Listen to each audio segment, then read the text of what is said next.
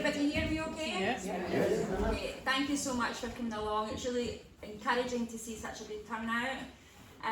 Does anybody have any objections to us filming this meeting? No. Okay, that's great. The rationale is that so we can upload it and show the people that weren't actually able to attend tonight, so that they can see what we were talking about, and then hopefully that'll then encourage more numbers to join the campaign effort to save Loch Lomond. So, my name's Lynn Somerville, for those that don't know me, and I'm the chair of Balloch-and-Haldon Community Council. We're joined by a panel of experts tonight that are going to help us inform you, guide and steer you on why we want to look at a community development trust. And that is the only way that we can really stop Flamingo Land from going ahead. It's pretty informal, so if you've got any questions, please just put your hands up. We really want to encourage conversation and discussion, so I'm just going to ask Drew, if I can't work this just now. Just on that clicker. Was it that?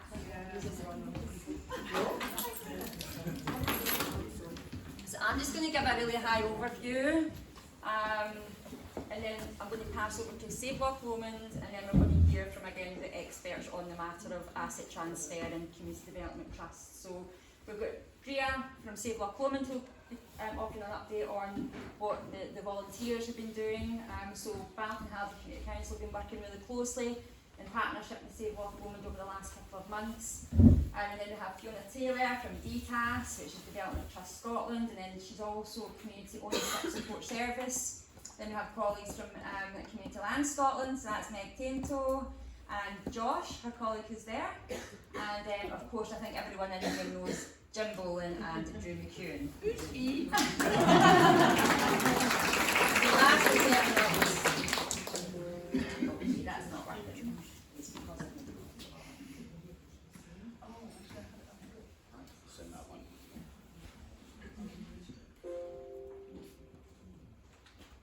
Oh, there we go.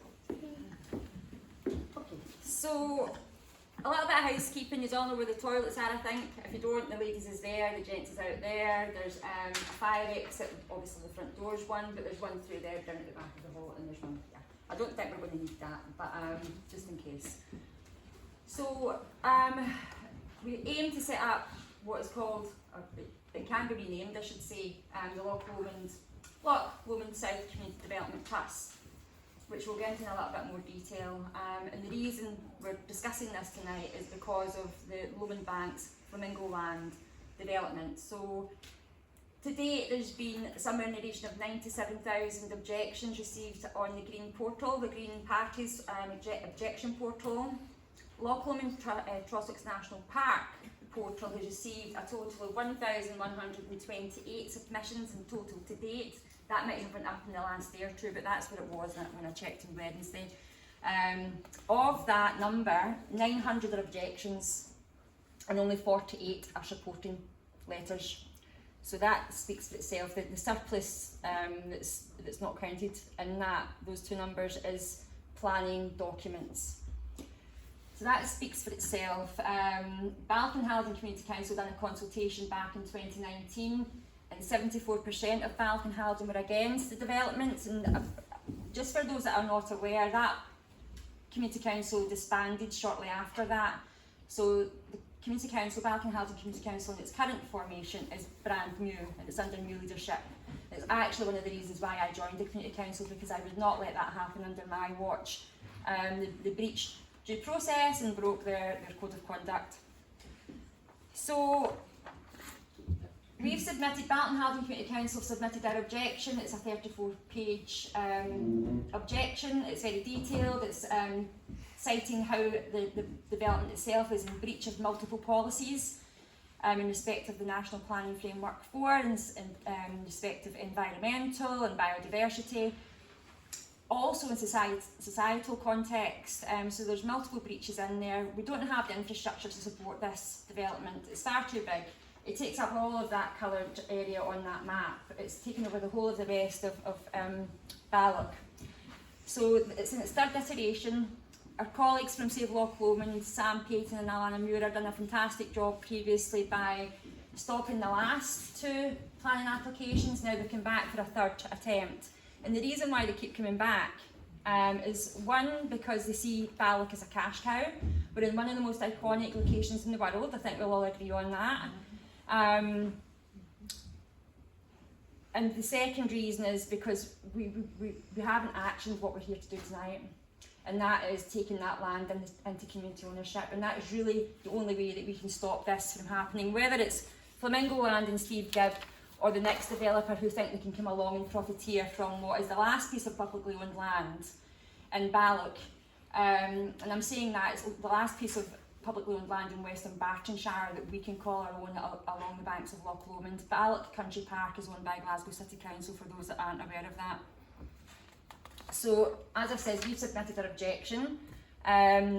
We've also submitted an expression of interest to Scottish Enterprise as the landowner, who are really just custodians, but they think there's something else entirely, but that's another conversation. So we have started the ball rolling. We've submitted that expression of interest in that building, which you'll all know is a tourist information building, and West Riverside. So we hope to take that into community ownership under the 2015 Community Empowerment Act.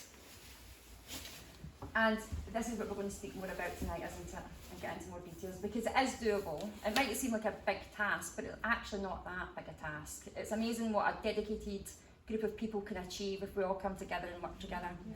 So we need overall 10% of the Balloch and Halidon population, so there's just over 6,000 people in Balloch and Halidon, so we need 10% of those people, which is 600 people, just to agree in principle that a community development trust is a good idea.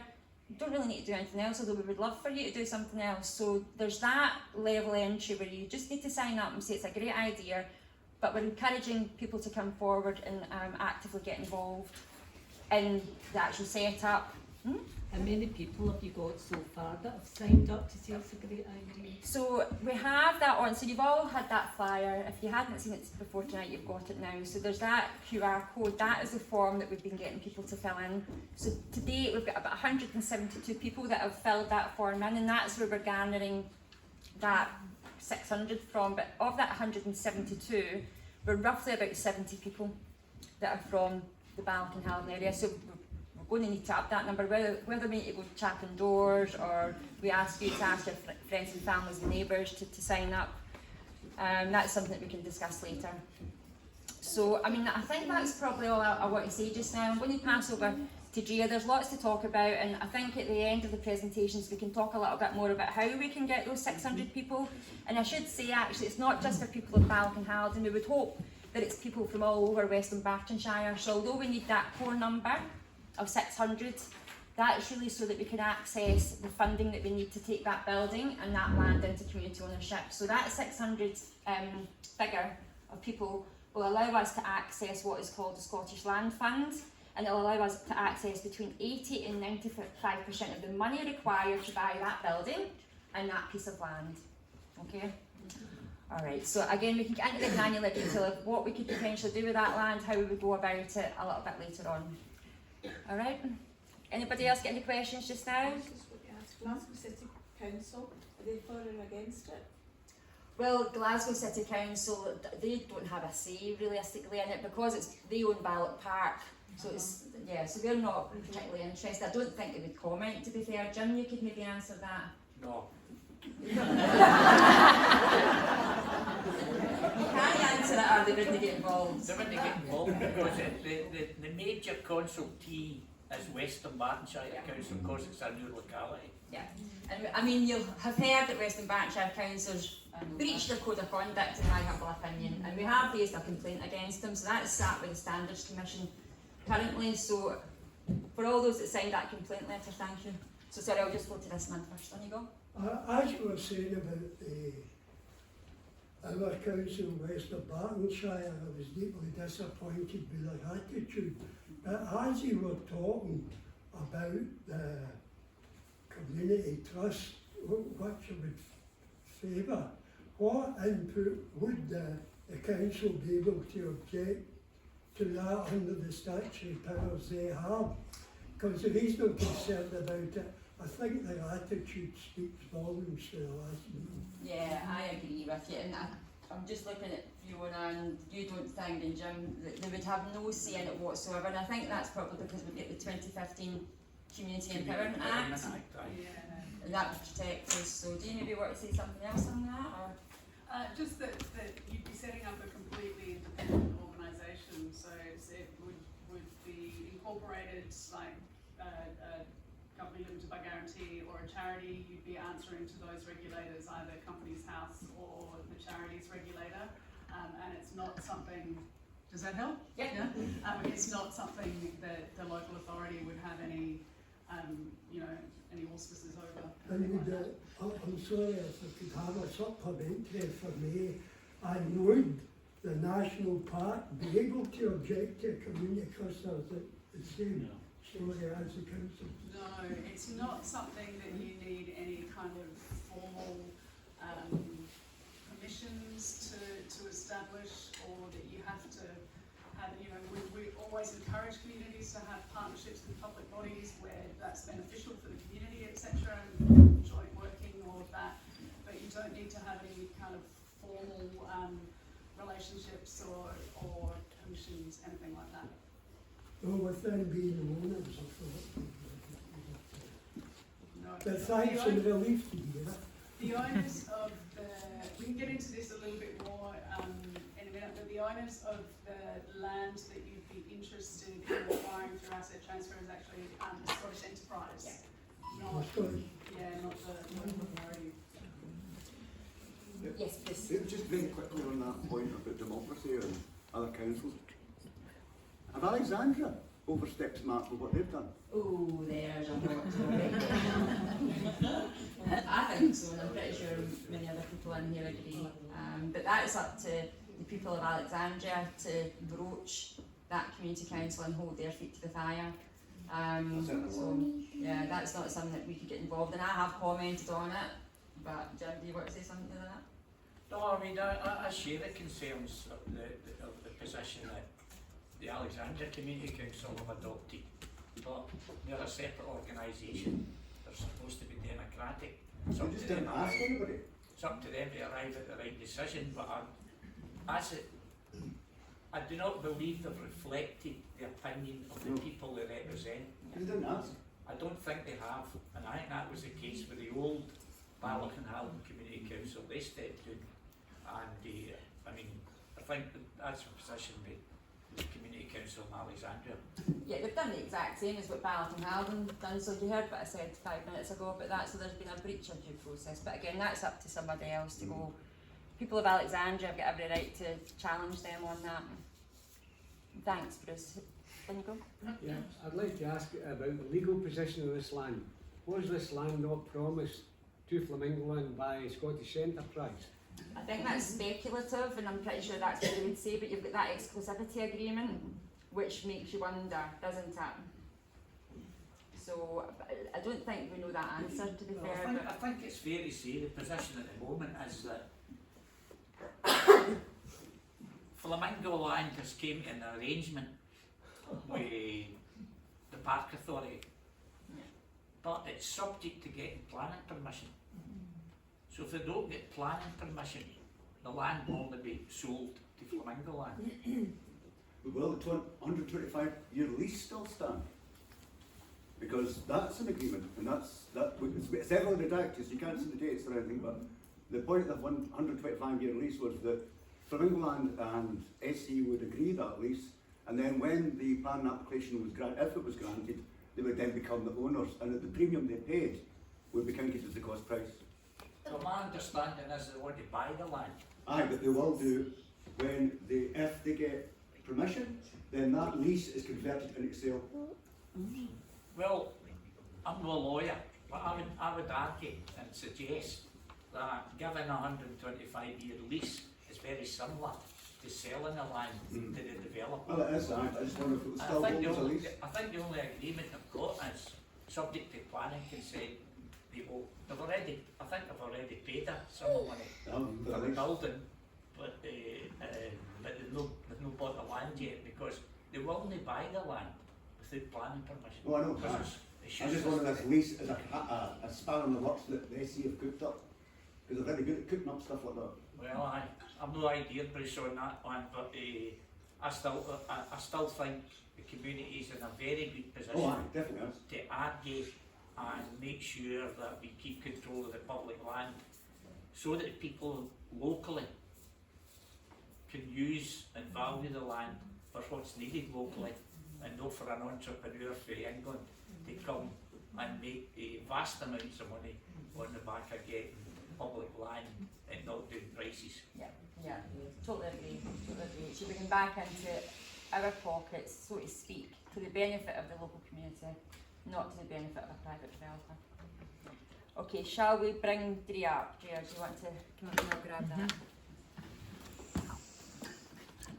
I don't know about anybody else, but Drea's melting into a puddle here. It's absolutely Ah. so my name's Andrea Middleton.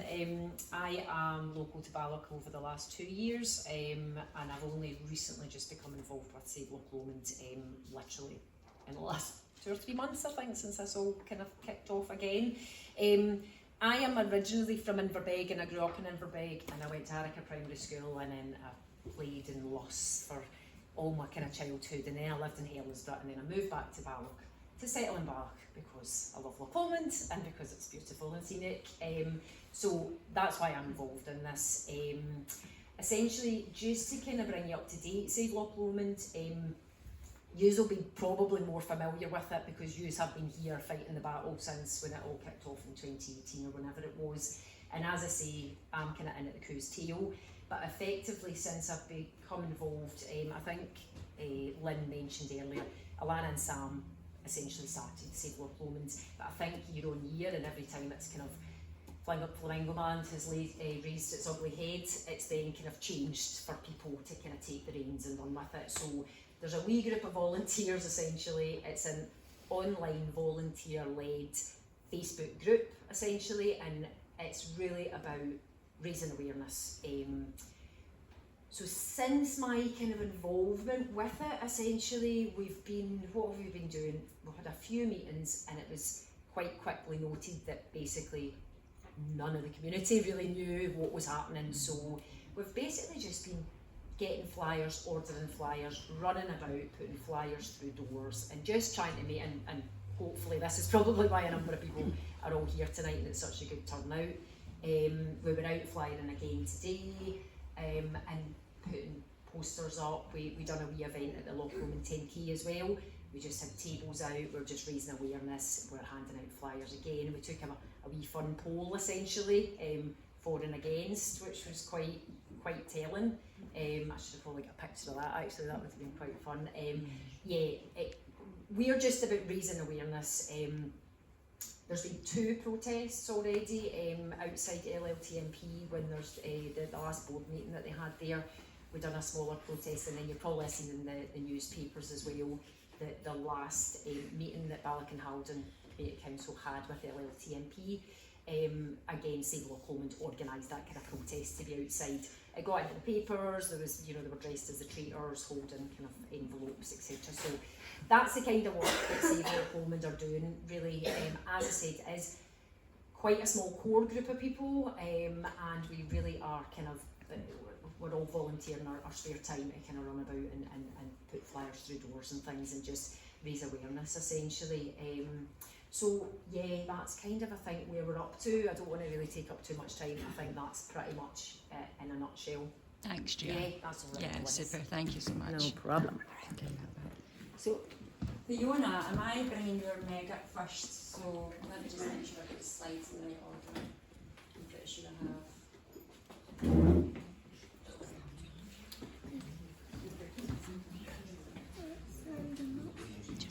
Lynn. Don't roasting in here.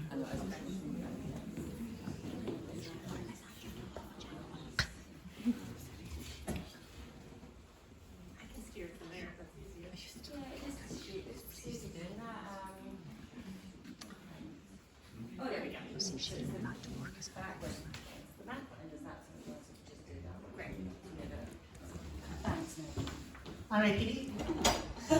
Good evening. My name's Ned. I work with an organisation called Community Land Scotland. And so I'm going to be talking to you a bit, just sort of the general overview for what community ownership is, what it looks like, and how you get there. And then Fiona, who works with DTAS, is going to be, she's much more into the nuts and bolts of specifically the community asset transfer process. So she's going to talk a bit more about those structures that are in play there. Before I get started, are there like community ownership experts in the room? Anyone who feels like they already have a super good handle on this? Great. I got the right number of slides. You will all be by the time you leave tonight. So as I said, so Community Land Scotland, we're a membership organization. We were founded by community landowners, and the goal was to provide support for community landowners, both in helping spread the news about how to go through this process, sharing expertise from our membership to other groups that are either starting the buyout process or who are trying to figure out how to put a hydro in. There's other people in the network who have hydros. But then the other half of our work is taking all of the learning that we do when we work directly with communities and filtering it into policy work. So really advocating for a much more just playing ground for communities in Scotland. And that is all my colleague Josh right there. So if you want to talk to him about policy, he'd be delighted. So the font will be very small, but I'm happy to have these slides sent around later if you want to see it. This just sort of looks at what community ownership is doing in Scotland right now. So as of, these are the numbers from the end of the last year. So there are 505 communities in Scotland who own some type of land or asset. Now that could be they own a crofting estate with 13 villages on it, or they own the community pub.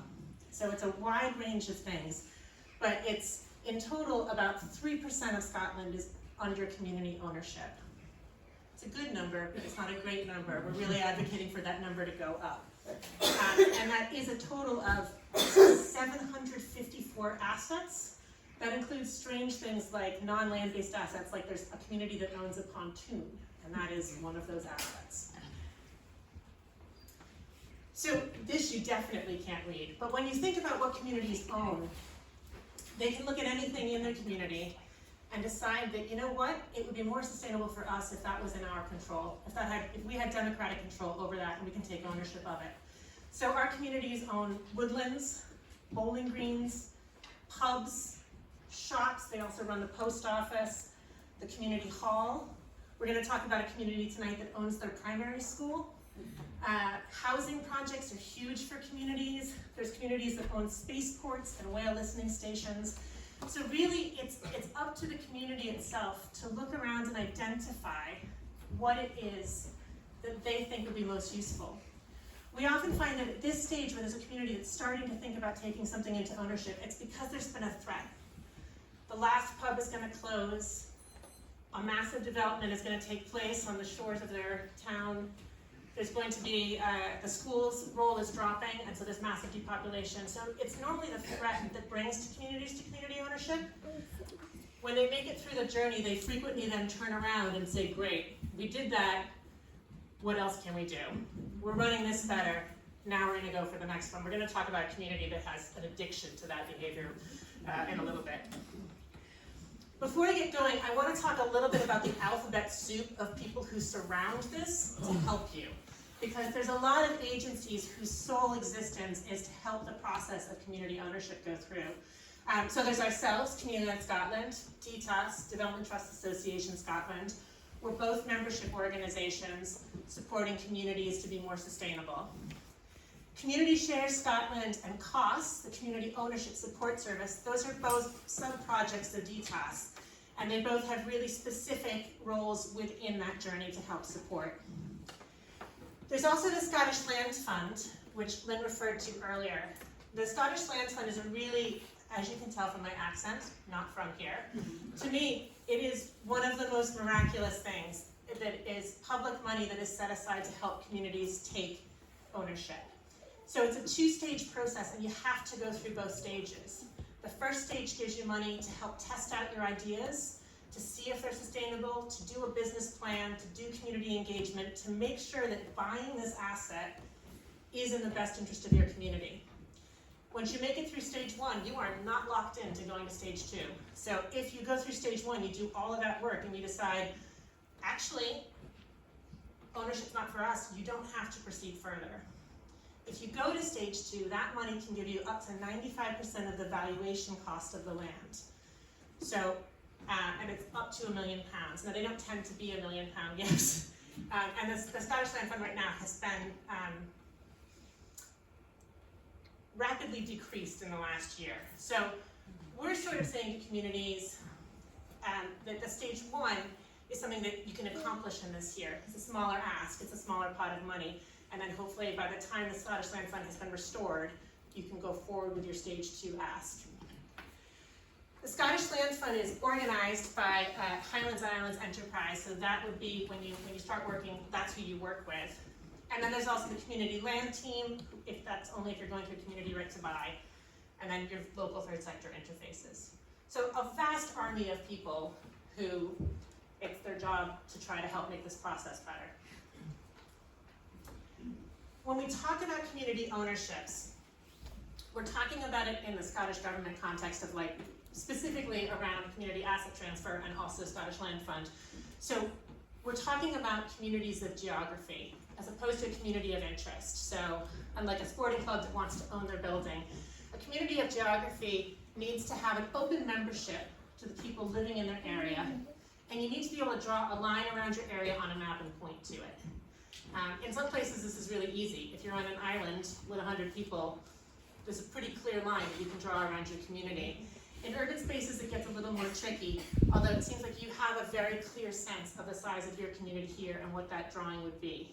But part of what Fiona's going to be talking about is that the governance structure that you set up for your community trust will outline and will set up those rules for what your community is and what counts as membership in your community. There are 3 governance structures you can choose from. Fiona's going to go into those in a lot more detail later. But you can be basically a charity, a company limited by guarantee, or a community benefit society, a BENCOM. There are a number of routes to land ownership here. So you can go through a negotiated sale, where you can access your rights under the community right to buy legislation. But for you, in this instance, you're actually looking just at the asset transfer from public bodies because of the ownership of the land. Now, once you make it through this, you buy the land and you start looking around at what else you want to own, then we can chat about community right to buy and negotiated sale. But for now, we'll just stay with the asset transfer. So this is my favorite part when I get to talk about other communities, because I think it makes it easier to understand community ownership when you hear the stories of how other communities are doing it. So, Sunart Community Company, is anyone familiar with them? Okay, so they're a community company that's based in Strontian. They were established in 2007, and they were established as a community charity, basically when there was, the local authority was starting to sell off some of the local amenities and green spaces. And so the community came together, they formed a charity, and then in 2007 they acquired essentially the village green and also a network of core paths. And then they sort of happily maintained those paths for a number of years, and that was what they did. Until 2011, when some of the community became very aware that there was an opportunity for them to investigate an electric hydro scheme, that they had a burn that would be perfect for it. And so at that point, they formed the Sunart Community Renewables, which was a BENCOM, which was launched to develop it, and then the hydro itself was launched in 2014. So, 2011 they started investigating, they formed the company, and then the scheme itself was built in 2015. So, as a community, it was a BENCOM, so they were selling shares to their community to help fund it, and then any of the money made from it that is not being used to buy back those shares has been put into an organization that they're running. It's called the Sunart Community Benefit Fund. So that fund, this is a beautiful example of community wealth building. That fund, which is funded by money that they make selling electricity from their hydro, is now funding projects within their community.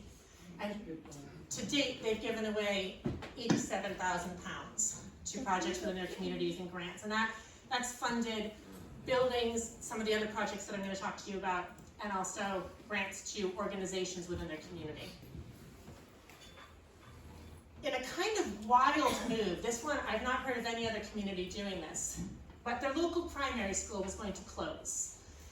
And there was an idea that in 2027, they were going to redo, the council was going to redo the high school, and then the primary school would be integrated into the new high school. But by that point, there's going to be a loss of children in the village anyway. So what the community did was they formed another community benefit society. And they negotiated with the council for the council to take on a lease in a new school that they would build. So the council is now running the primary school out of community-owned buildings. And they specifically designed these buildings with Communities Housing Trust to be convertible after the elementary school moves into the new building as local affordable community housing. So once again, this was funded in part by Highland Council, the Highland Small Communities Housing Trust, and Community Share Scotland worked with them to get their BENCOM.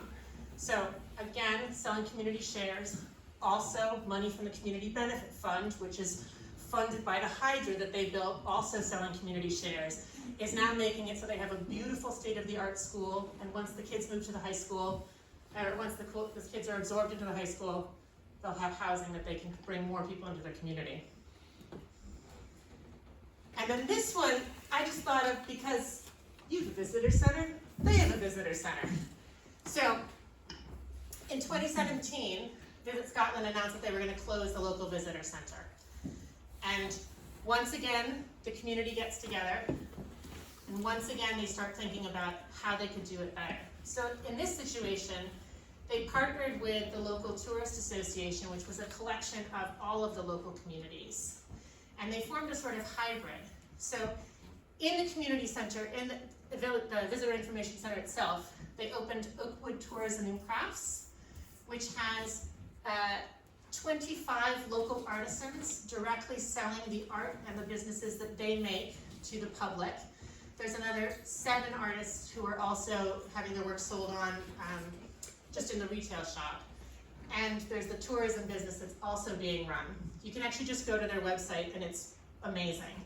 So in a situation you have a charity with a trading arm operating a business that's supporting over 24 other businesses in the community. They're kind of amazing. Noid Art Foundation? Anyone know about the Noid Art Foundation? Okay, so Noid Art is, it's above Malik. There's Invery is the town there. At the time of their buyout, there were 93. There's now 113 people who live there. And they own everything. So this is the 25-year anniversary of their buyout when they bought the estate, which was 17,500 acres, and came with some old buildings, some housing stock, which was in very bad condition, and a hydroelectric scheme, which was in very bad condition. In the 25 years since then, they have they've redone their hydro scheme to get more income for their community, which is then fed into the work that they're doing with affordable housing. They also run a bunkhouse, a campground, and some wee hooses for tourist accommodation, so keeping that wealth right in the community. They run the land management and ranger scheme. As part of their deer management scheme, they also operate a local venison business, which is part of their trading arm. So they actually have 2 trading arms. They have Noid Art Renewables, which runs the hydro, and then they have Noid Art Trading, which runs the shop, the post office, the campground, and the venison. And then, and this is the story why everyone knows about Noid Art. In 2021, the only pub in the village was put up for sale. Now, in the lead up to this, the village was already sort of at odds with the pub owner because he was only open during the summer season, then he would close it. And that's not when you need a pub to close if you live in a village of 100 people in the winter. So they had set up their own fake bar across the street in a shed that they would drink at and not go to the pub. So when he announced he was selling, they immediately started to work. So they chatted to the UK Community Ownership Fund and the Scottish Land Fund, both of whom would ultimately provide support for the purchase. They also worked with DTAS and COS.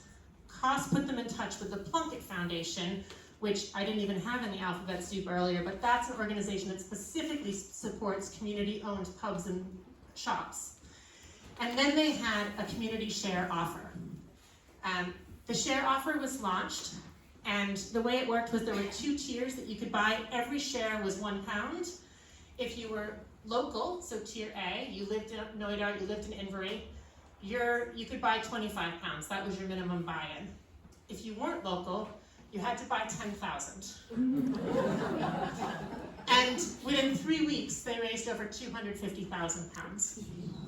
They then had another fundraiser 2 months later where they raised a further £67,000. And then a year and 3 months after the pub went for sale, it came into community ownership, and I was drinking a pint in it 6 months later. It's astonishing. So this is one of those things where there's 100 of them, and they own everything. So they're all on 20 boards, but they believe in it. It was valuable for their community. They put the time in, and they have this amazing resource now. So this is one of those things that just makes me so inspired about community ownership. It's tough. We'll talk about how tough it is. I'm making Fiona do all the hard stuff.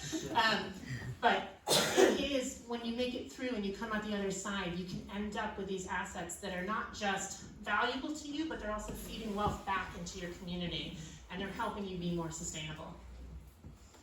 That was my last slide. So that's me.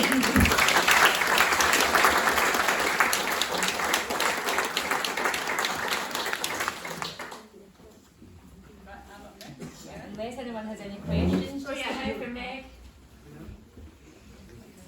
There's some seats to be Sorry, done. what do you think the minimum number of your board, or whatever you call it, would be to make it work for a community trust? How many people do you really need How many people do you need for to be involved in the actual setting up of a sort of community trust buyout thing? Yeah, so it's going to be depending on the people who are involved. One of the things that we really recommend for communities when they're starting this process is once you've got your governing structure in place, this is too big of a group to be ultimately trying to have decision-making conversations. So what you want to do is you want to have your small steering group. They might be the trustees of whatever it is you set up. It might be the trustees plus some people who are your initial steering group, and that can be 10 people in a room. But what's really important, and we have a community in Glasgow who talk about absolute radical transparency. You know yourselves, if you're in a community and there's something that's happening, you don't know all the details to it, things can run amok and opinions can turn. So your steering group ideally wants to be working on something, and then immediately turning out and saying to the community, this is where we are. Can we have your feedback? What do you want? What do you see? There'll probably be a number of steps along the way where you'll be asked to come back into a room and you'll be asked to say, great, we know we want to take ownership of it. We know we don't want that development to happen, but that's not going to make a good case for ownership. What you need to be doing is proposing what you do want to have happen there. And so you'll want to be doing a lot of work as a community to think about, do we want to do an artisan shop? Do we want to have a cafe? Like, what is the thing that we want to use that building for that will help make our case? Yeah. I understand that with the building, that's great. But my concern would be that people get into too much of a bit more about what we could do in the future. That land really ought not to be developed at all, because that's the whole point.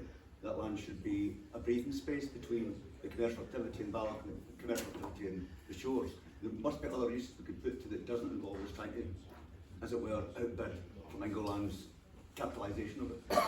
Yeah, and you can make your case. Sorry, did everyone hear the question there? That it's not just about making the financial case for what we can make the land do for us. There's a number of different arguments you can use, and I've seen communities successfully use like the well-being pillars, and talking about the ways that a space is of benefit to them because of the access to green space, because of the social cohesion that it brings. There's a lot of different ways you can look at it, but what you'll find is when you start talking to the community, they're probably not going to be saying, we want to build a thing on there. What they'll be saying is, yeah, but we could also, what's a gap in our school? Do we need an outdoor nursery? Could they be working in that space too? That there's a lot of different options that might come out, and then you can sort of think through them. Scottish Land Fund in particular wants you to pack. They want you to say, this will fulfill multiple purposes, and that's what's going to make things work. Any other questions?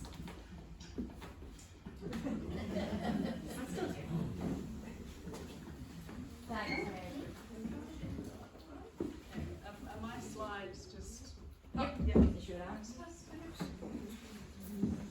Hi everyone, so I'm Fiona Taylor and I'm an advisor with COSS, which is the Community Ownership Support Service, and COSS sits in DTAS, which is the Development Trust Association of Scotland, as Meg said.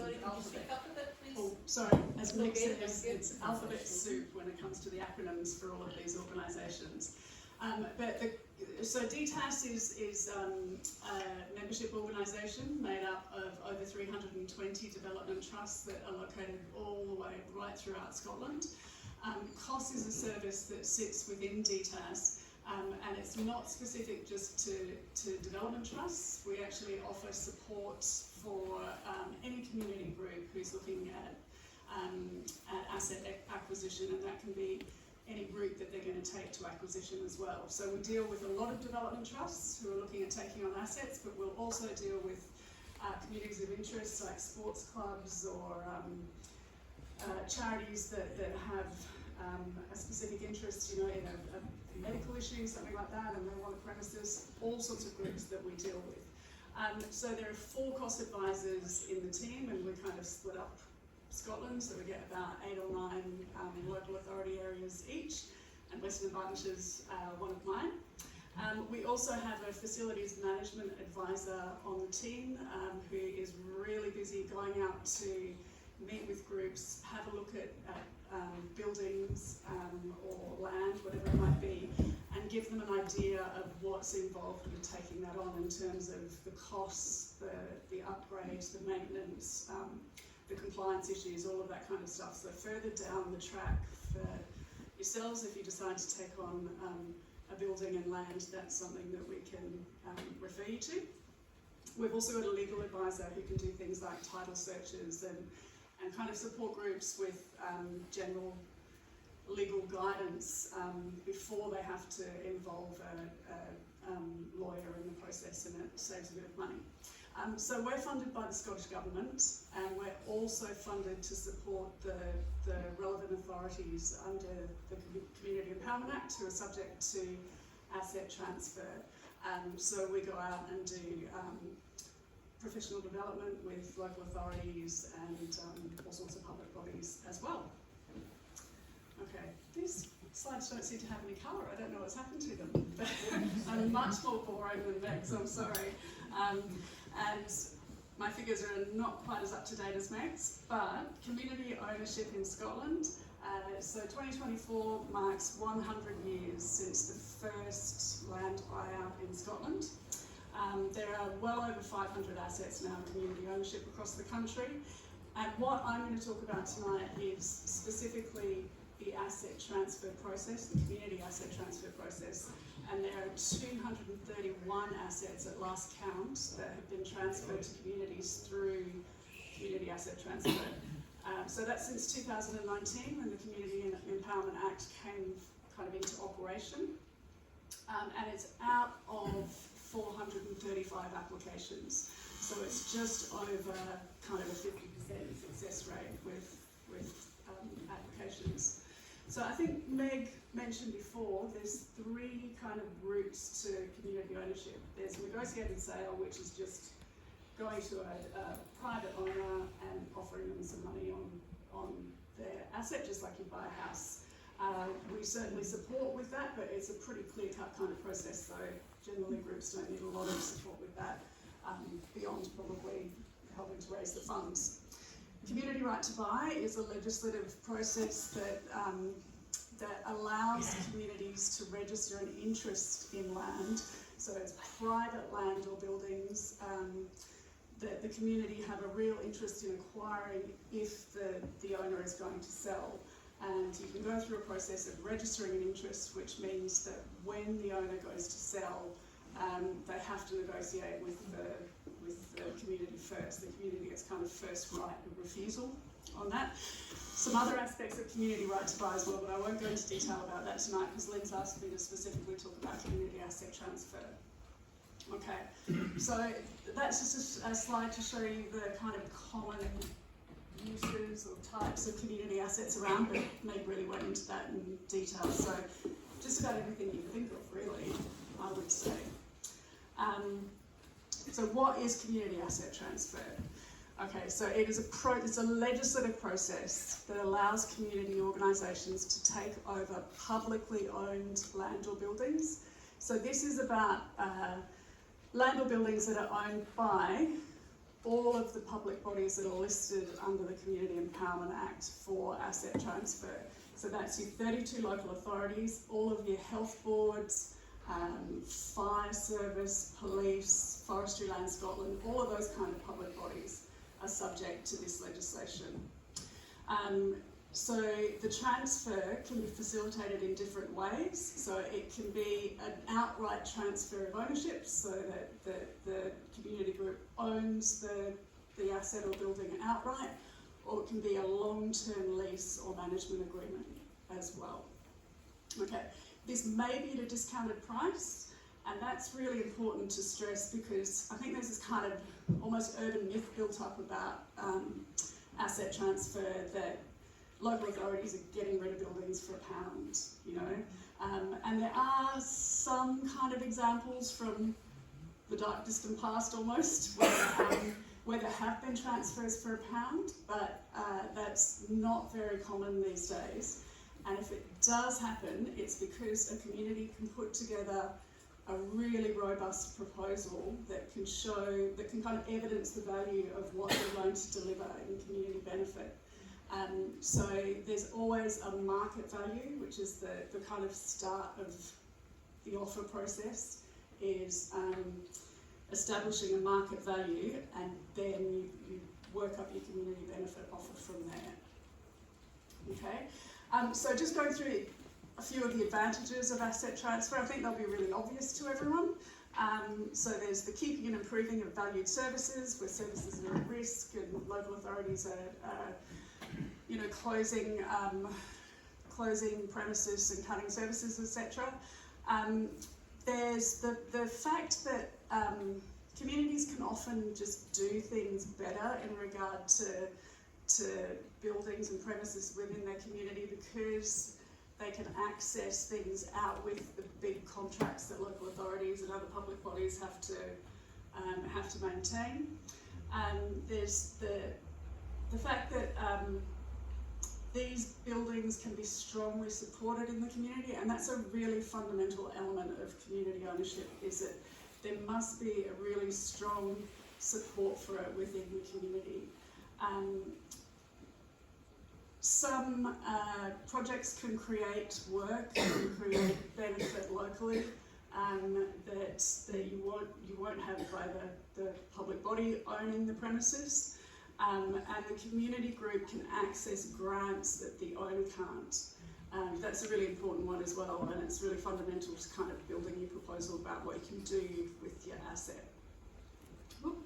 Some of the challenges that you've kind of got to be aware of as well, at the outset really, is capacity within the community.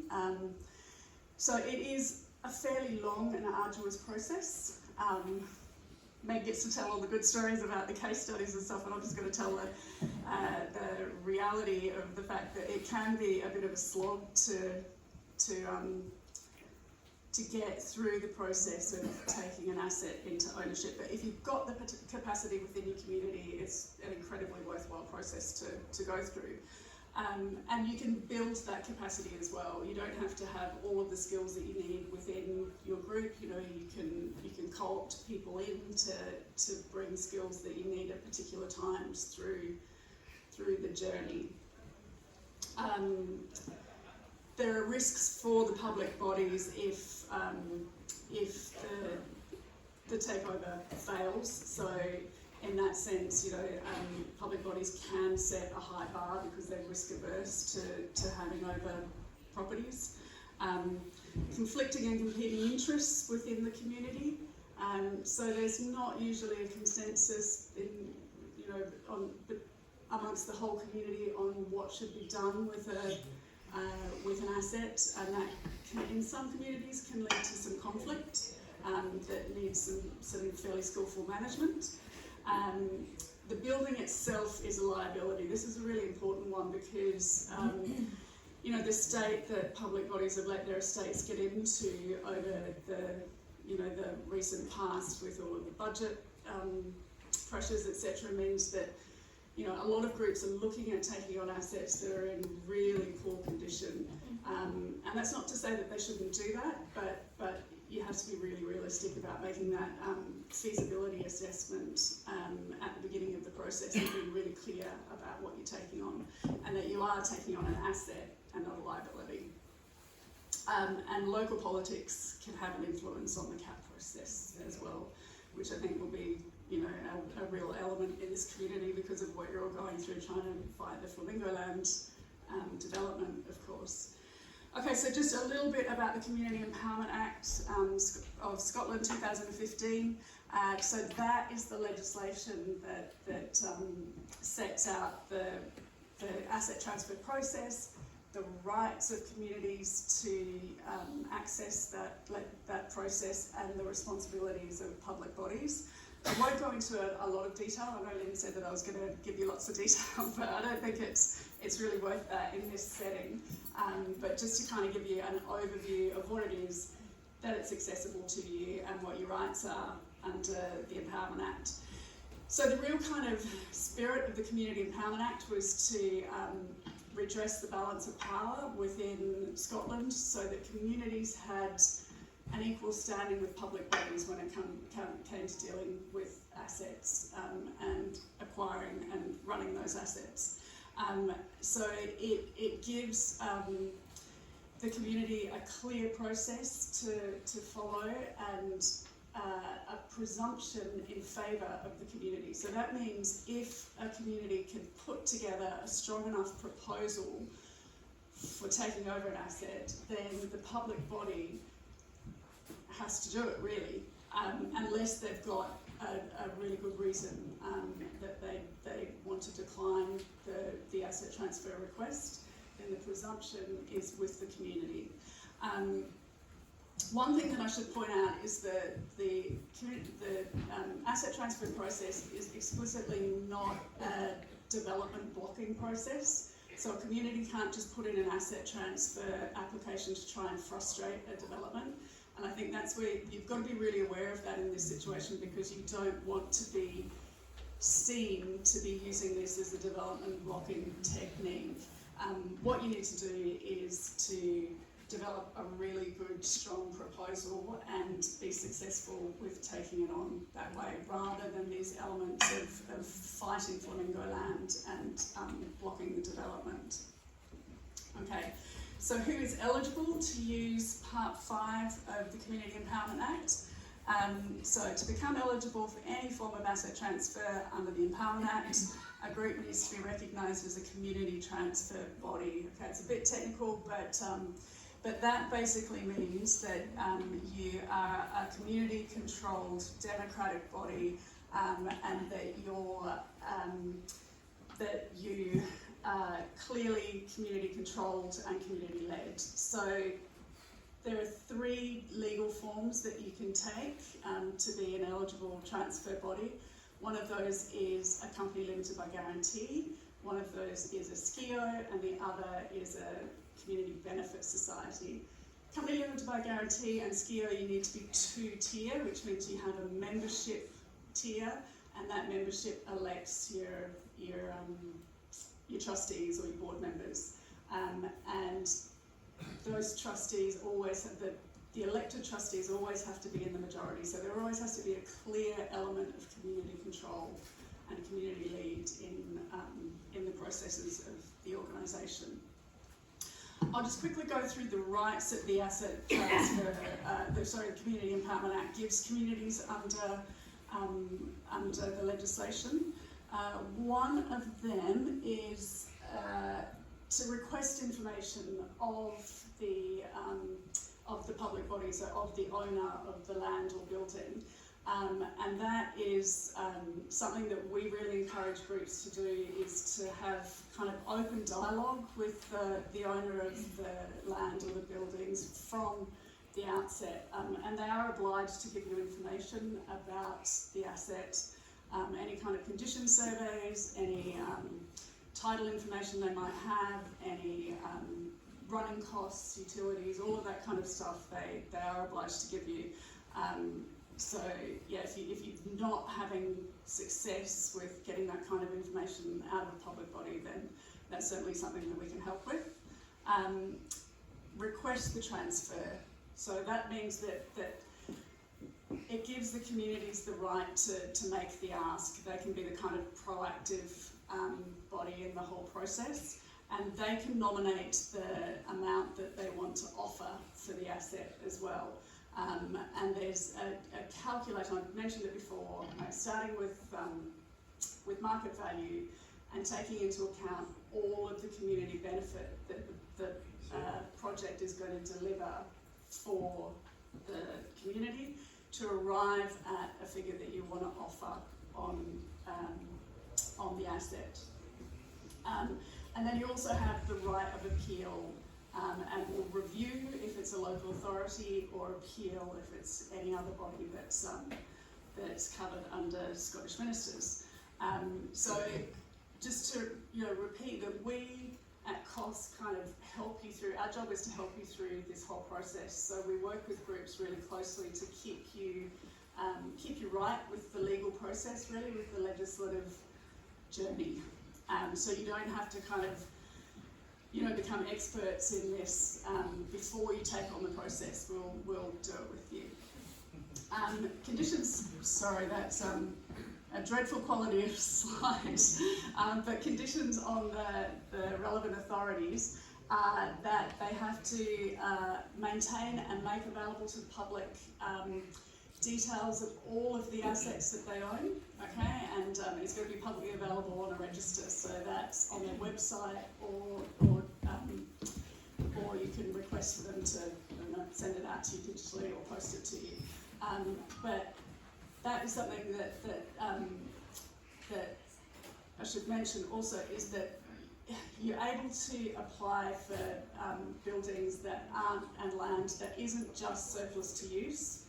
So the Act says that you can apply for anything that's owned by a relevant authority. It doesn't have to be surplus to use, it can still be operational even.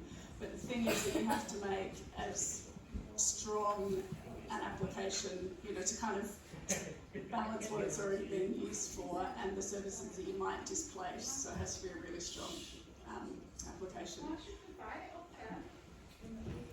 And the other thing that a public body has to do is set out a legal process, or a clear process for asset transfer.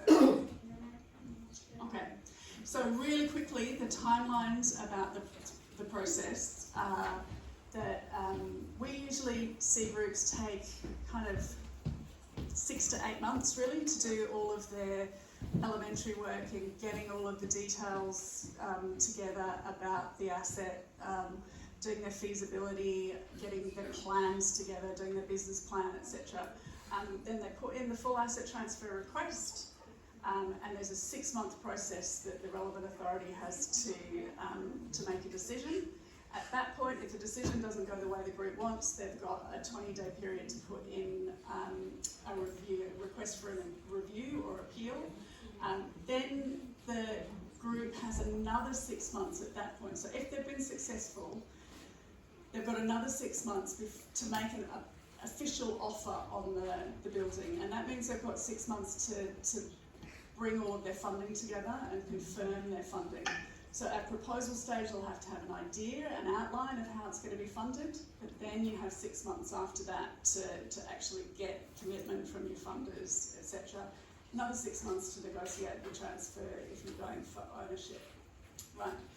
So the three main elements of a successful asset transfer, sorry for the typo there, are really standard community, capacity and sustainability. That means that you've got to engage with your community and make sure that you've got really good community support, and you've got to be able to evidence that. Capacity, so that's about your group and the organisation that you form. You've got to be sure that you've got, that you've got the wherewithal, I suppose, and you've got enough people who are prepared to get out there and do the work to make it happen. And sustainability, so that means you need to have a business plan with some element of enterprise, so that you're developing income streams that can sustain the asset in the long term. And these are assets for community use that we're not expecting that that you have highly commercial enterprise in all instances. Some groups do. If you've got maybe a tourist kind of trade, if you've got some form of an energy project, something like that, those kinds of enterprise can deliver a lot of profit to an organisation. But really the key thing is just that you can evidence that you will have enough income to sustain the project, in the long run, that you'll be able to wash your face and be able to build up those reserves to really look after and maintain the asset that you take on. Okay, that squiggly line is a roadmap to asset transfer. That is general. I've got a couple of hard copies of it here, so I'll leave some copies in case you're convening meetings where you're kind of starting to talk about the detail, and it's a big kind of tabletop size and you can scribble all over it and stuff. But again, some people really like that because they find it really clear. Some people, it completely daunts them because it looks a bit of a mess. But it's just step by step, and that's what the cost service is there to help you take on each step of the journey. And that's some details. There's lots of information on our website. And lots of case studies as well. If you're looking for a bit of inspiration about what other communities are doing, then that's something that you can certainly find on our website. And I would say that Community Land Scotland website as well has got lots of examples. Another thing that we do, once you kind of get a sense of the kind of projects or activities that you want to run from your assets, then we can link you up with other communities who've got similar types of assets and have been through the process themselves. And we can support something called a community learning exchange, where groups can either get together online or can go and visit other communities to have a look at what they're doing and really get that first-hand experience as well. And it's a little bit early for that, I think, in the process at the moment, but once you're ready for that, it's certainly something we'll help you with. Thank you. I think before we ask any questions of Fiona, there's been a few people come in late. So can you maybe just turn that off for a second? I left the two on at the one time. There's been a couple of people that have come in late, and I think a few people have been a bit confused as to Fiona and Meg's role here. They are here as an advisory capacity. I think there was a couple who have left who mistakenly took the advice that Fiona has been giving us. I don't know exactly what they misinterpreted it as being, but we're really here to talk about the community taking ownership of this land, and it's Scottish Enterprise that own the land currently. So I'd like to make that clear before we ask any questions of Fiona. So does anyone have any questions? Does Scottish Enterprise own all of the land? Does Scottish Enterprise own all of the land? We've had this conversation over the last couple of days. Scottish Enterprise own the Tourist Information Building, West Riverside, and Drumkinnon Bay. Now we've got Nick Kemp here, who's maybe a little bit more versed on speaking about this, but in answer to your question, yes, Scottish Enterprise own the majority of it. Flamingo Land, I believe, have bought Woodbank House. Is that correct, Jim? Yeah. Yeah. So, yes, an answer. British Rail owns some of the land. Yeah, I think that's British Rail owns some of the land. That's my understanding. I think British Rail sold it to Scottish Enterprise. So there's been two purchase prices that we've found online, compliments of Nick. One's at 180,000 and the other part is 2.6 million. So the 180,000 accounts to the Tourist Information Building in West Riverside, if I'm correct. Yep. And the rest of the land, including Drumkinnon Wood, etc., is 2.6 million. So yeah, that's all we know at the moment in terms of the pricing, and we don't know what the land has been promised to Flamingo Land at. I think there's speculation on that, but we definitely don't know the answer to that at the moment. No doubt cheapest choice. I think there's a fear of that, and I mean, yeah. There is a budget for 4.7 million. There's a budget for 4.7 million, so where did you hear that?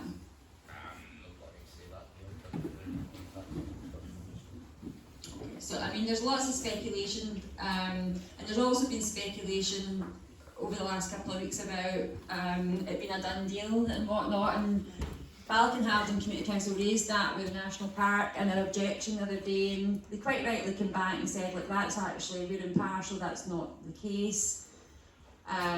So I probably should highlight that they are saying that they are not in the position that they've decided. They are going to follow due process, so I'm just putting that out there because that's what they've communicated to me today. Is that the national park? Is that the national park that communicated that? It was the National Park that communicated that. Well, maybe. The parks said they'll follow due process. Well, yeah, they did. I mean, the Wildermuir still have a wee dinner, get their envelope, say thank you very much. But we're going to hold the feet to the fire. We're It's the here to usual make sure process, they're though, isn't it? I just wanted to ask a question about the timing, because you were saying 6 months for this and 8 months for that. I was under the impression that the National Park are due to make a decision soon. So if they did make a decision and said yes to the planning application in principle, and we haven't got our act together to sort out a community trust development, can they just go ahead? Or do they, have we got any power to stop that decision actually being made? An asset transfer application isn't going to block a development, and it's not kind of the spirit of the Community Empowerment Act. It's not what it's set up to do. So no, it won't. So it's a timing thing then. I mean, if we started too late, they could actually go ahead and do everything, and we've actually got no power to stop it anyway. Yeah. Well, I mean, I think there's maybe an argument there because it needs to go through other processes, supposedly, doesn't it, Jim? Drew, do you maybe want to speak on that?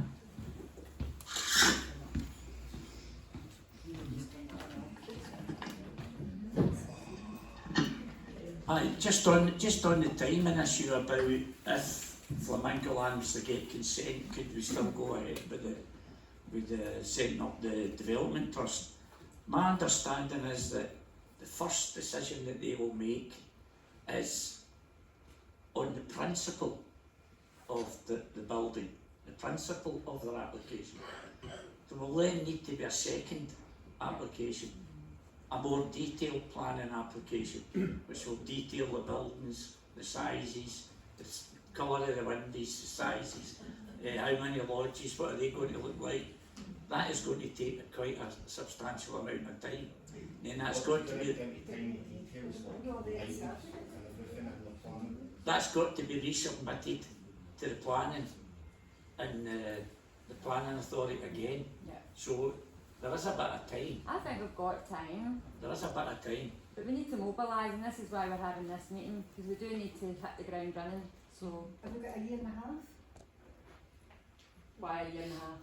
Well, I talked about 6 months here and 6 months into an actual contract gets, you know, if there was any appeals. I'm actually wanting to know, what's been my question, Why is this taking so long for this community thing to come together? What, the community development piece? Well, it's not as simple as just, I mean, we need to look at, there's 2 stages, as Fiona and Meg have said. We need to, this is the first stage, engaging with the community. I'm just surprised that when Flamingo had first arrived here, you know, writing it in their applications, why would you get to this first stage now? I think the answer is the old community. I think the answer is the old community council Never done that. voted for Flamingo Land. And remember this application, the first one in 2019. So we're 5 years away and there's still no got consent. What's your community council? So can I just clarify, this timeline I showed you here, you put your full asset transfer application in, you get your validation date, that's the start of the legal process. So the Scottish Enterprise would have 6 months to assess your application, and then they give you a decision notice. Once you've got that decision notice, they've either said yes, they'll sell it to you, or no, they won't. The rest of the process is, you know, then you're kind of safe at that point. You've got the time after that to get your funding in place, to get the actual legal transfer of title done, all that kind of stuff. But it's the end of that first 6 month period is the really crucial stage where you want to get to, you know, approval of your application. What I talked about prior to that, prior to putting in your application, is that generally groups take about 6 to 8 months to get a full kind of robust application in. You can, if you've got enough kind of will within the community, you can get that happening a whole lot quicker. That's just an average of what we normally see. Okay, we've got another question here. Just in regards to decisions they make, surely they're entitled to appeal every decision they make. Some of the decisions are in favour of the community, so they don't want to appeal those ones. So if there's a assessment process that's clearly set out, and the community has knowledge of that when they're putting together their application. All of the relevant authorities publish a scoring matrix, pretty much, so you can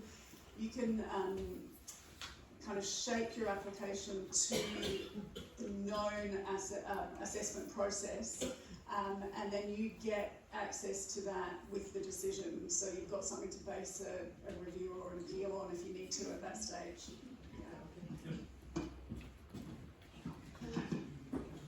Just my personal thoughts, but we're getting into a lot of detail here about the transfer. I think the main thing we need to start prioritising, and the main thing is to get these 600 people. So how are we going to do that? Let's prioritise that. We might get these 600 people, and let's move on from there.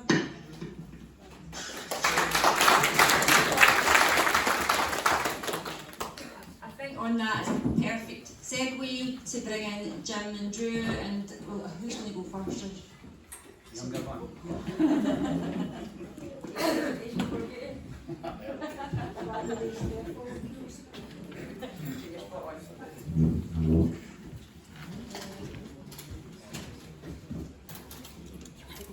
Thanks very much, folks, for the invite, and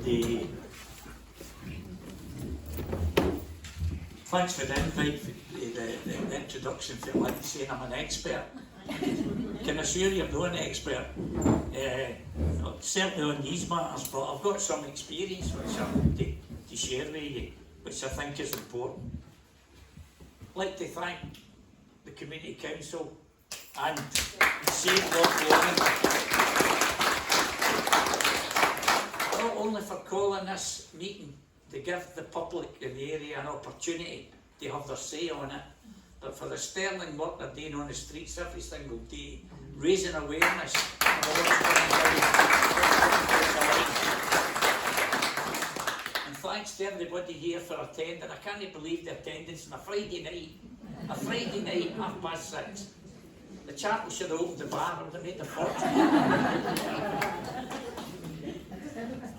I've said it once, I've said it 100 times, we've only got one chance to save Loch Lomond. One. We'll never be able to come back again in 5 years' time to try and save it. Once, and this is it. And we need to make sure that we put everything in here. I'd like to thank all the objectors, the 93,000 objections that have been submitted already.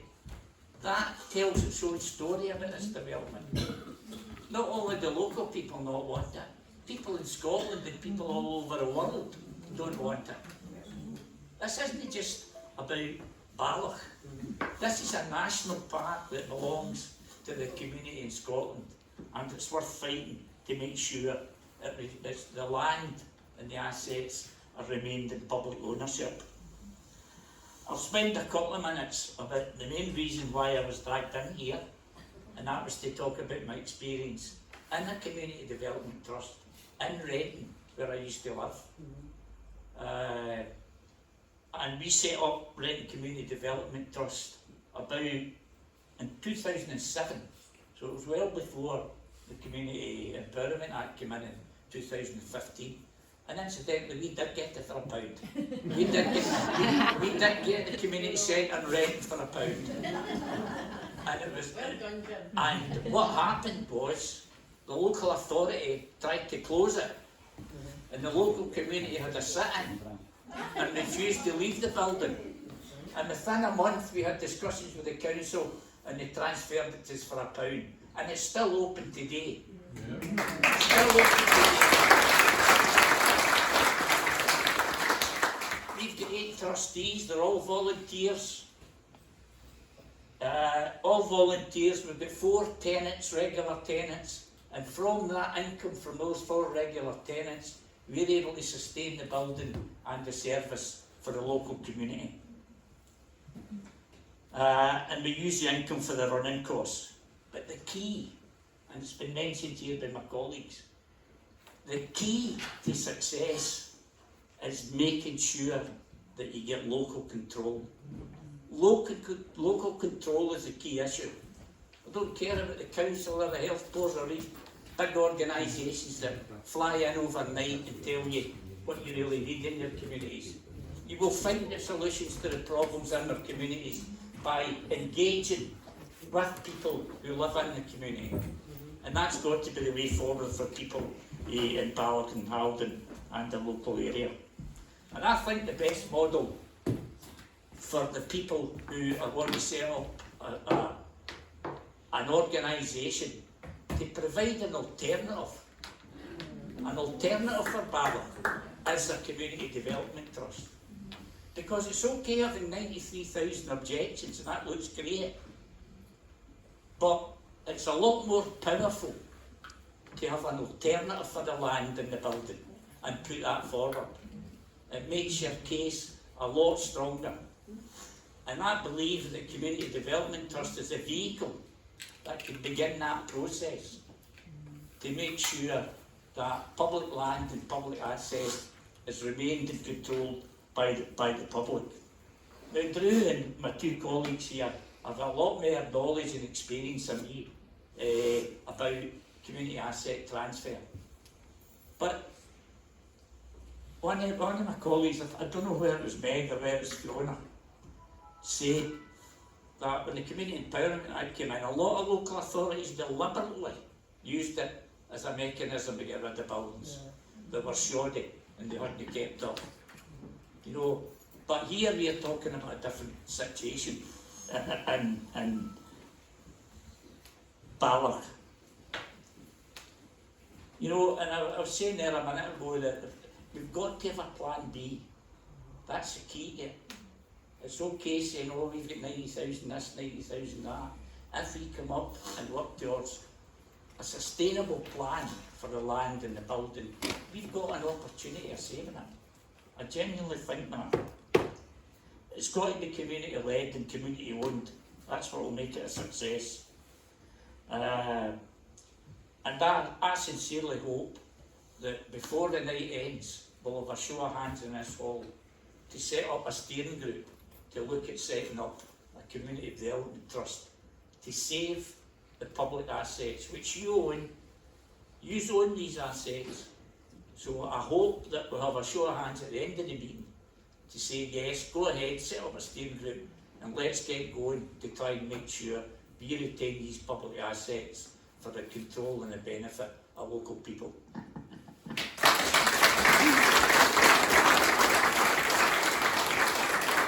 Thanks, Jim. Has anybody got any questions for Jim? No, you're spot on. Like, we've got 1 million plus footfall in Balloch a year. We should be capitalising on that in the best possible way, not a negative way, something that's sustainable and sympathetic to the local area. I'm just trying to buy you some time, Drew. On my second computer.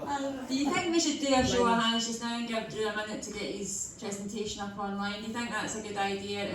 Yeah, because some people might not be able to stay. I know. And the QR code on the leaflet takes them to the forum.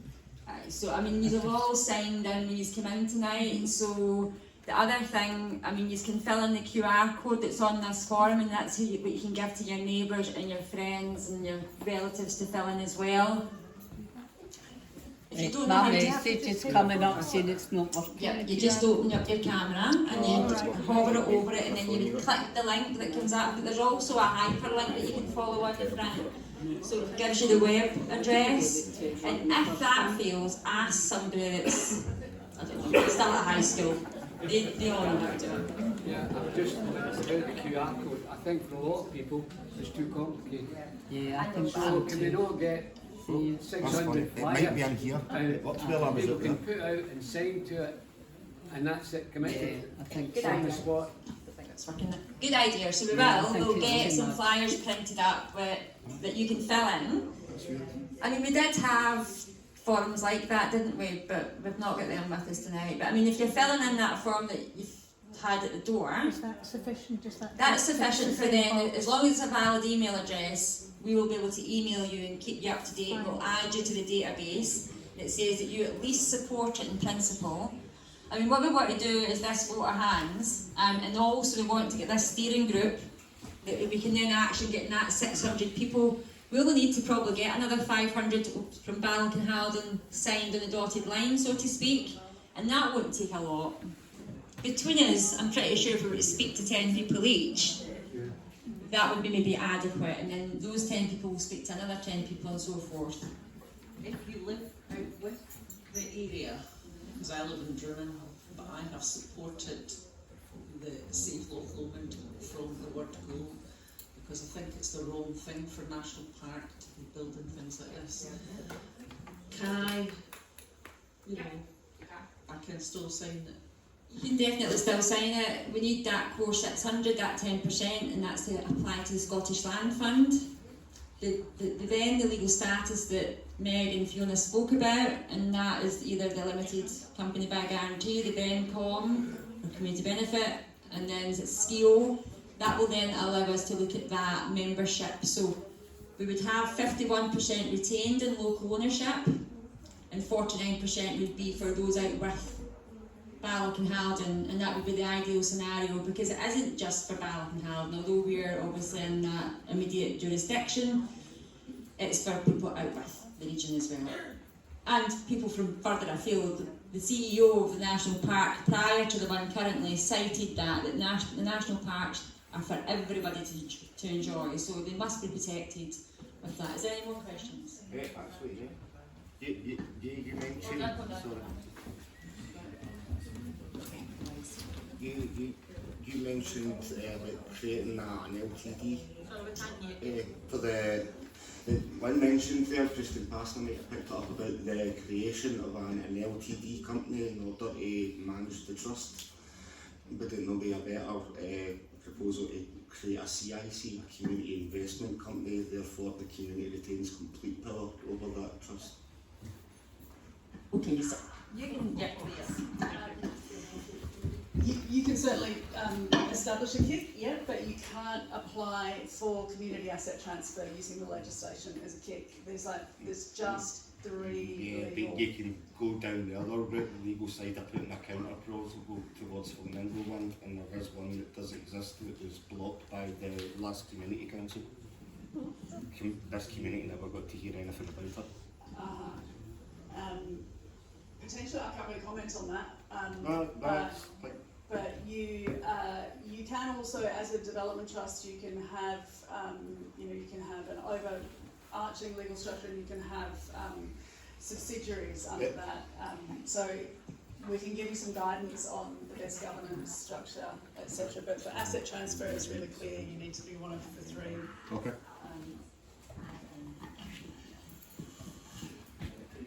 Is there anybody with any more questions? I've just got one, sorry. Why isn't Drumcunning Bay included in the community buyout? Why have you left that out? I thought that had been gifted to the people of Balloch a long time ago, but that might have been wrong. That might just be something I heard. Well, the rationale behind us looking at the tourist information building in Merse Riverside is really about the capacity and resource of us being able to look at that and manage it. There was no real reason that Drumcunning Wood wasn't included in that. Not the wood, the bay. The bay. Oh, the Drumcunning Bay. Well, if we get West Riverside and the tourist information building, Flamingo Land aren't going to want the bay. No. I thought they might still want to build a budget hotel and that's No, it's they going to be would valuable lose for access. them. Possibly, you've maybe got a point, and I think that's the steering group, but then that's what the steering group's going to sit and discuss, and we would then, if we thought that was a potential risk to mitigate against that, we would then potentially then submit an expression of interest in that. Like Meg was saying, once you get the bug, you might actually start taking on more and more. Any further questions? I have a concern, as I say. I'll put my hand up for this steering committee, obviously, but I'm just rather concerned when I hear talk of let's capitalise using the million tourists that come here. I'm a wee bit worried we're going to end up in a bidding war. I know, and I get it. We don't want to turn this into a commercial.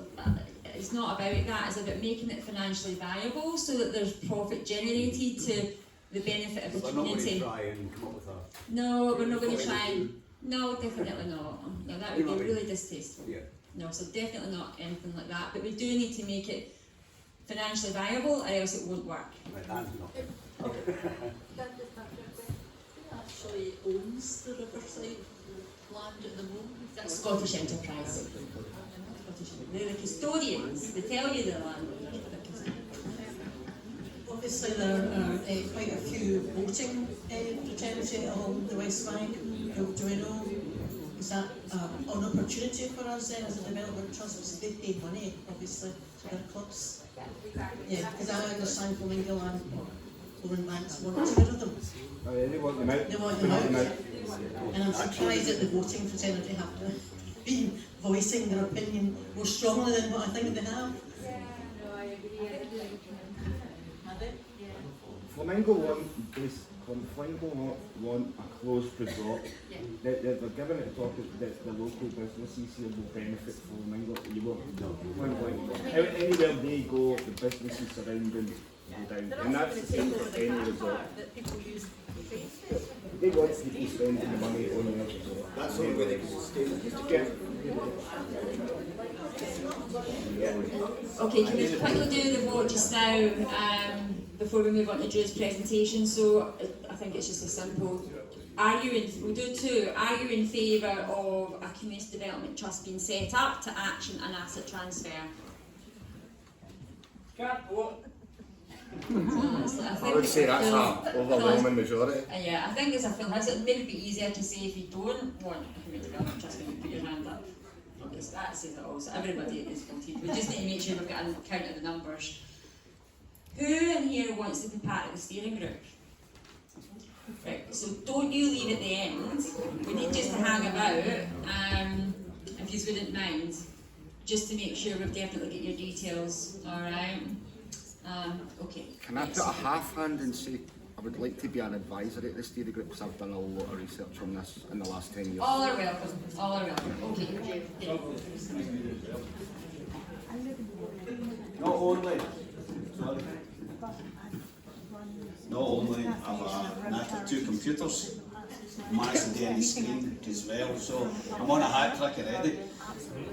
I'm Drew McEwen. I worked with Community Ownership Support Service. I worked with 63 different community groups throughout Scotland.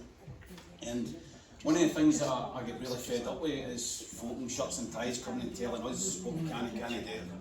But always these people, we kind of beholden to them as if they know better than us. They don't, they really don't. Councils have tried to block communities getting assets since year dot. They've tried to. So my brilliant slide, which you'll not be able to see, so you'll need to just listen to me. So what kind of things, Meg spoke about it, what things do communities do? And in regards to you, Bruce, you know, see sometimes what we might have is that bit of land and we're going to keep it.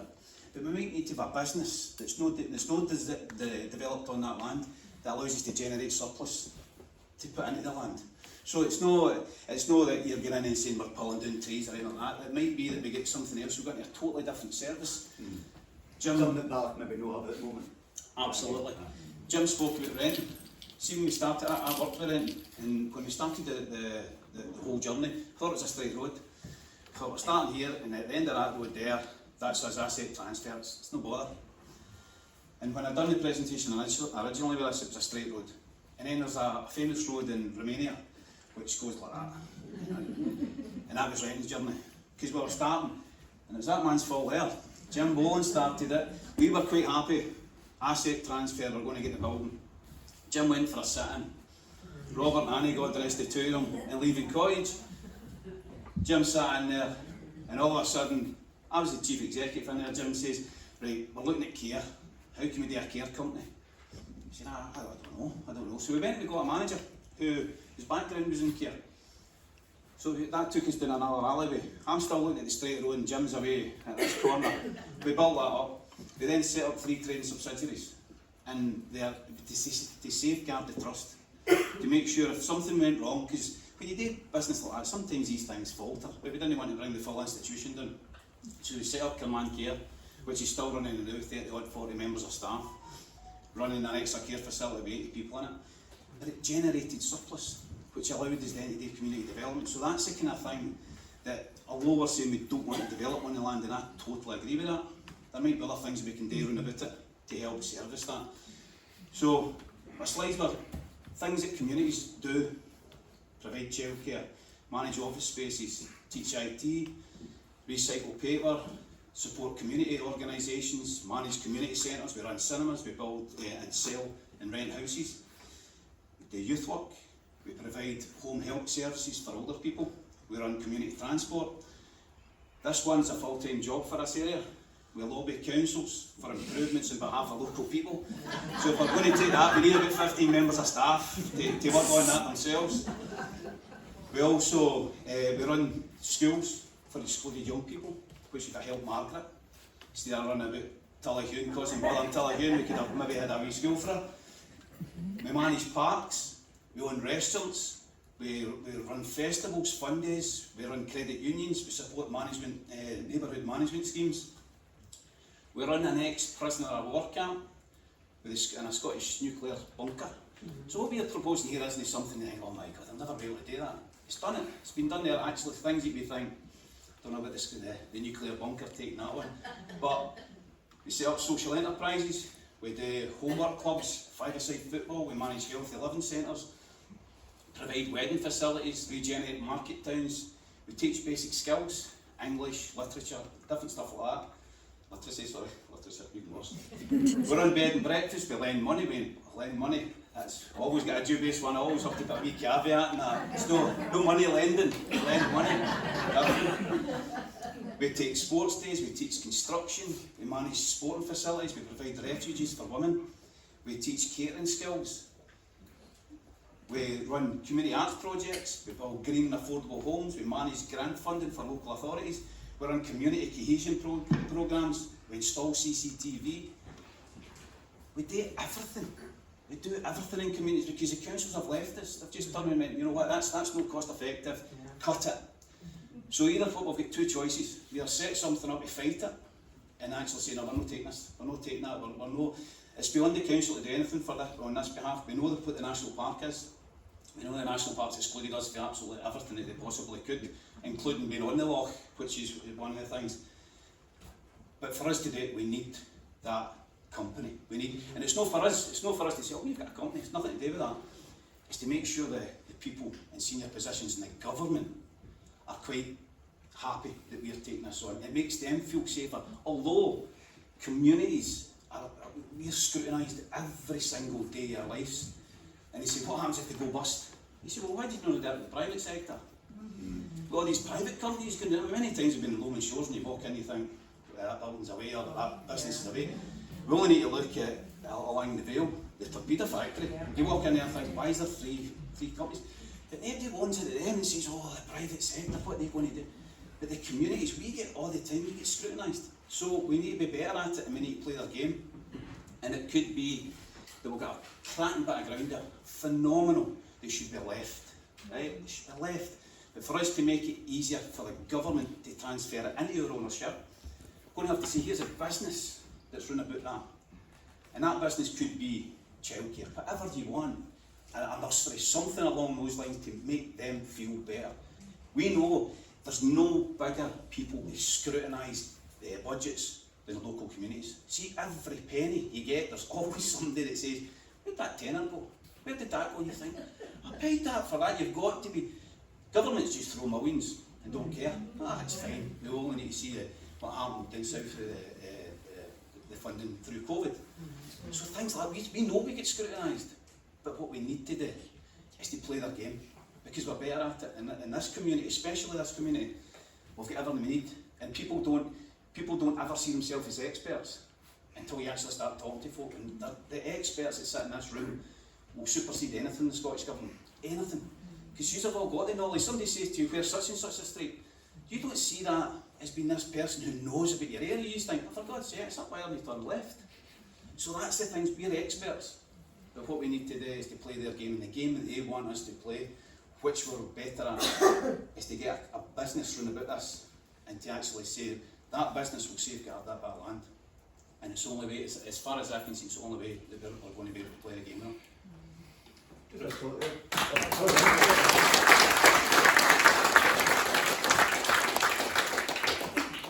See Pier Road, the land in this section goes right up to Pier Road, doesn't it?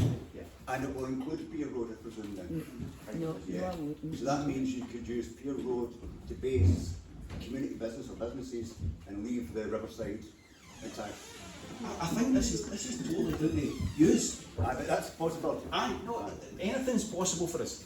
And that's the thing, but it's down to use. What do you want? Let's have a vision. Don't go to them and just say, we don't want, because they'll say, well, what are you going to do with it? Yeah. We need to go and say, not only are we going to do this, not only do we want them, nowhere near that. They should never get anywhere near that. What we need to do is to say, this is an alternative. This is what the people want. Because I'm a great one for always having a conspiracy theory for everything. I mean, you get in round about people and you think, especially councils, you think, they're out to get us. And see, sometimes, they're just incompetent. Utterly incompetent, that's the problem. And we go in with this kind of, I'm going to fight with them, and then you sit on the table for me and think, dear God, you're hopeless. And that's what we need to do. But the way for us to do it is to come forward as a community and essentially say, this is the vehicle to do this, and we'll do that on that behalf.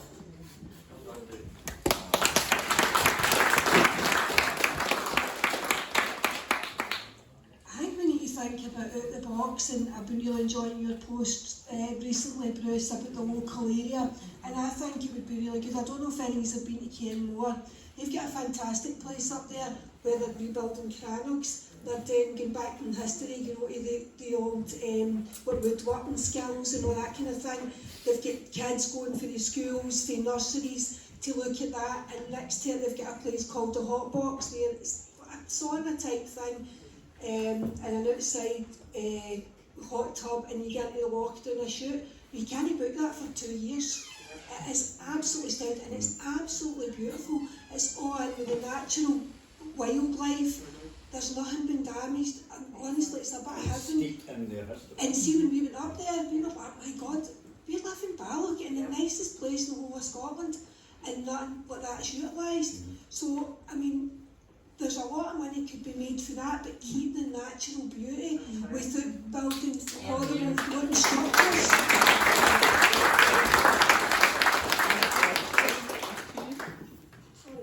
Thanks very much. I'd like to thank all concerned for calling this meeting tonight and the presentations from the speakers.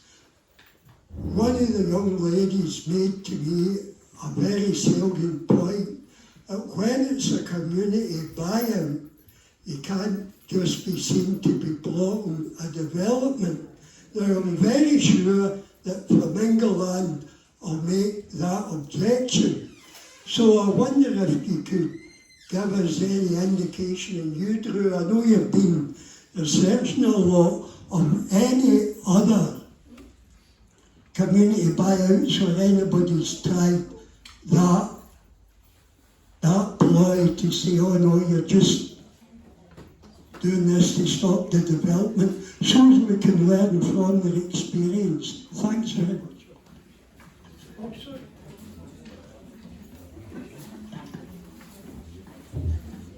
So right now, my colleagues are working with a community in Glasgow, which is fascinating to try to figure out how you draw a geographic boundary in an urban space. But this is a community that had basically the alley behind their block of flats had originally been given planning permission to build on. The planner never did anything with the permission. In the intervening years, the community just took over the alley. They started gardening. They had a local social enterprise help them put a garden in, and then the builder came in and tore that out and then let the land sit there and rot again.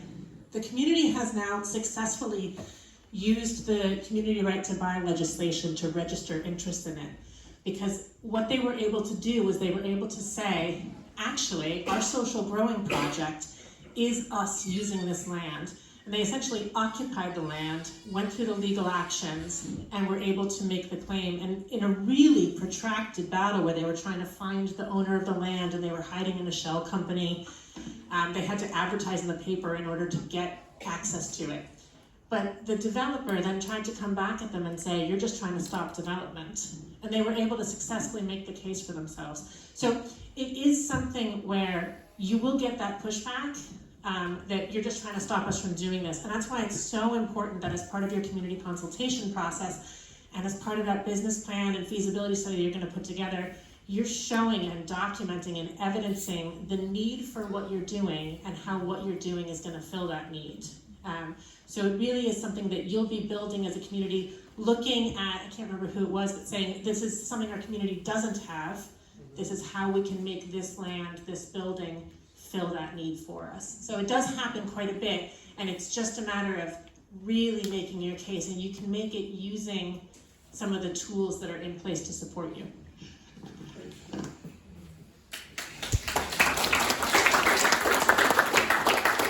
Any other questions from anyone at all? Hi, mine isn't actually a question. See how you'd asked about the steering group and that? Well, I was just wanting to say, and Margaret as well, I know she's away, but I'm quite happy to volunteer to help with things, because what I always find, see these QR codes, we're missing out far too many old people with this. They're not been ageism here, but we're missing out. I'm quite happy to go and, you know, somebody's way me, you don't know a wee bit about it. You've got tables at Halton shops. I'm quite happy to go there and take signatures for people. So I think that's what we need, somebody to include everybody. It's really a resource thing. There's only so many of us, and there's only so many hours in the day. We predominantly work full time, and we're doing this in our spare times. Any help is welcome. So yeah, again, if you want to put your name down to be part of that activity, just hang about when we can come in. I think just one of the wee things, to set up a development trust, you don't need big high numbers. You don't, the 600 is to get the right to buy. It's a different part of legislation, but you set up your development trust, you don't need that number at all. But what's the minimum? 20. So if the 20 folk in here sign a form saying, you can go and write a steering group to set up, we'll set up a development trust, it goes and does it, we do it. No great deal of effort involved in setting up, and then we start working through it. So it's not that the 600 frightens me, but that's if we're going for a community right to buy, because you need to have it, and that's fine, that's legitimate, because you wouldn't like 10 folk coming up and saying we want to buy that land that gets transferred to them and we're all caught at it. So 600 is legitimate, but I think, you know, to set up a development trust, it's very simple to do. 20 people, we can set it up and just get it moving, get it on.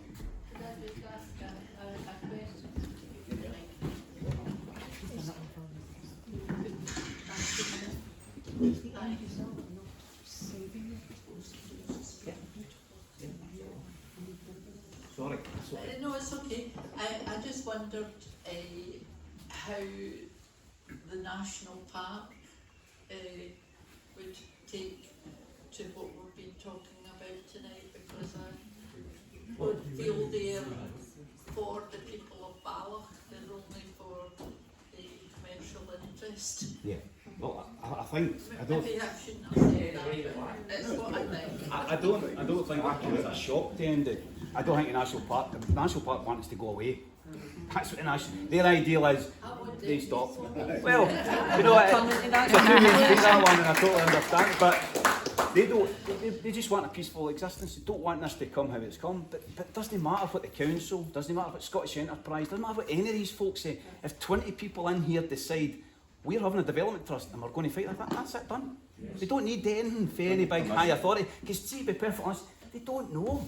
Don't know enough about it. Go and sing and make money to give to you. There you go. So in the meeting we had last week, however, they did say that they would be supportive, and it needs to be shown to be supportive of a community development trust. So it's probably wise that we do note that, so they would need to support us if we go ahead with it, which I'm pretty sure we're going to. Thanks, Lynn.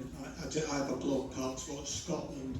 I just want to comment on the national park, which has let the community down, in my view, greatly. But you do have an opportunity, and I just want to point that out.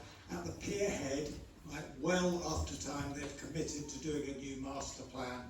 You remember there was a useless charrette before, there was a useless local development plan. It's all been useless. But the park is now committed to a master plan in that area, right? So you can use that master plan process to basically to develop your own ideas for the pier head and then say you want to run it, right? So there are ways, I think, that you could use the national park, right? Call their bluff, go for it, set up the trust, say you want that master plan to go ahead straight away, and of course the land the park owns at the pier head just happens to be right next door to that apartment hotel, right, that Scottish Enterprise has. So you can just push that, right, and it'll have a huge impact on Flamingo Land. Thank you. Thanks,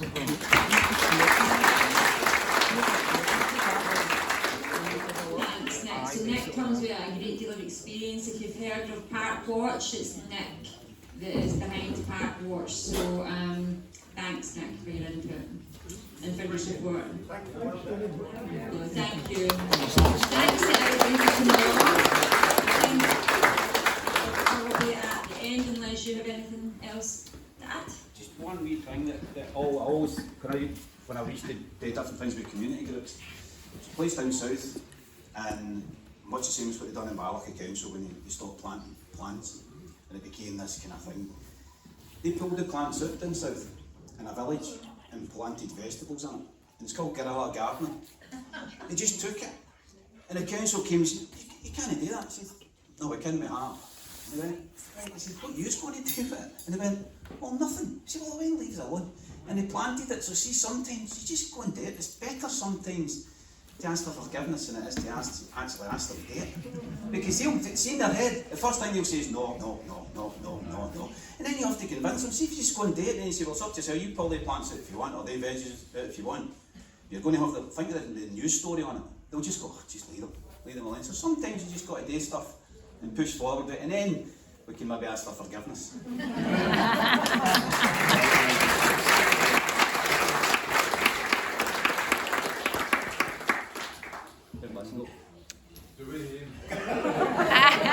I think she was saying something there.